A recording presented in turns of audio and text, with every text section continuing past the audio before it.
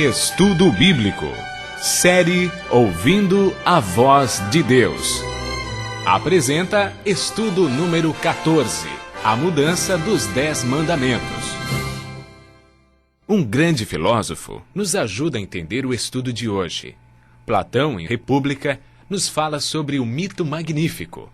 Um conto que ajudaria o povo a aceitar sua condição social, seja ela qual fosse. O mito era este.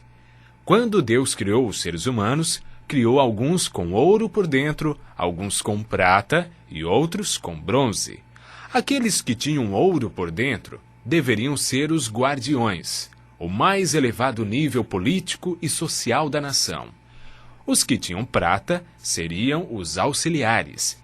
Finalmente, os de bronze seriam a classe mais baixa.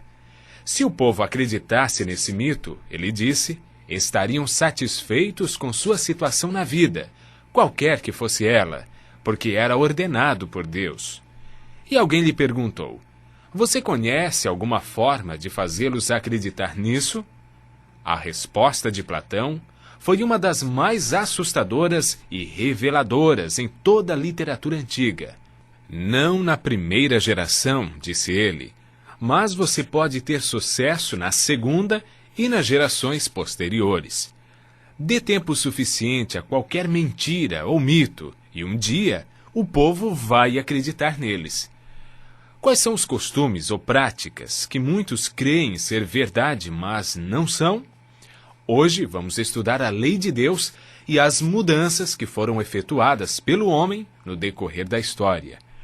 Os 10 mandamentos estão relatados em Êxodo, capítulo 20, versos 3 a 17.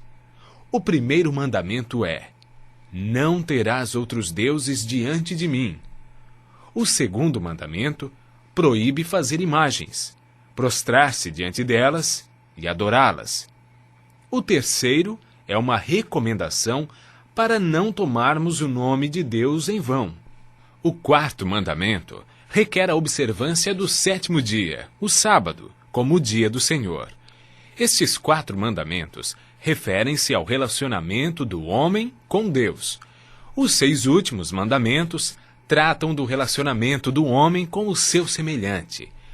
O 5º mandamento: honra o teu pai e tua mãe, para que se prolonguem os teus dias na terra, que o Senhor, teu Deus, te dá. O 6º: não matarás.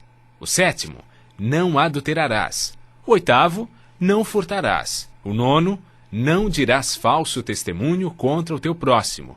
E, por fim, o 10º mandamento: não cobiçarás a casa e a mulher do teu próximo, nem o seu servo, nem a sua serva, nem o seu boi, nem o seu jumento, nem coisa alguma que pertença ao teu próximo. Essa é a lei de Deus, escrita pelo dedo de Deus e que reflete o seu caráter. A função dos 10 mandamentos é descrita por Paulo nas seguintes palavras: de maneira que a lei nos serviu de aio para nos conduzir a Cristo, a fim de que fôssemos justificados por fé. Romanos, capítulo 3, verso 20, afirma: visto que ninguém será justificado diante dele por obras da lei, em razão de que, pela lei, vem o pleno conhecimento do pecado. A lei revela o pecado, mas não tem poder para nos salvar, visto que sua função é condenar aqueles que permanecem no pecado. Quando o Espírito Santo nos convence de que somos pecadores e vamos a Cristo, recebemos uma nova vida. Podemos ver a importância da obediência aos mandamentos de Deus na vida de Cristo. João relata as palavras de Jesus: se guardardes os meus mandamentos, permanecereis no meu amor, assim como eu tenho guardado os mandamentos de meu Pai, e no seu amor permaneço. Em toda a sua vida terrestre, Jesus viveu em conformidade com a vontade do Pai, expressa nos 10 mandamentos. Jesus não aprova a ideia de mudanças nos seus mandamentos. Jesus disse: não penseis que vim revogar a lei ou os profetas. Não vim para revogar, vim para cumprir.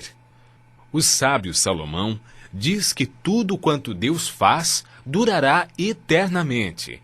Nada se lhe pode acrescentar e nada lhe tirar, e isto faz Deus para que os homens temam diante dele. Daniel, que viveu 600 anos antes de Cristo, recebeu uma revelação de Deus sobre a mudança dos 10 mandamentos. Ele declara em seu livro, no capítulo 7, verso 25, e capítulo 8, verso 12, que a verdade da palavra de Deus seria jogada por terra e que Satanás criaria um sistema religioso que proferiria palavras contra o Altíssimo, magoaria os santos e cuidaria em mudar os tempos e a lei de Deus, e os santos estariam nas mãos desse poder por 1260 anos. Esse período iniciou em 538 e terminou no ano 1798, quando Roma perdeu o controle político e religioso.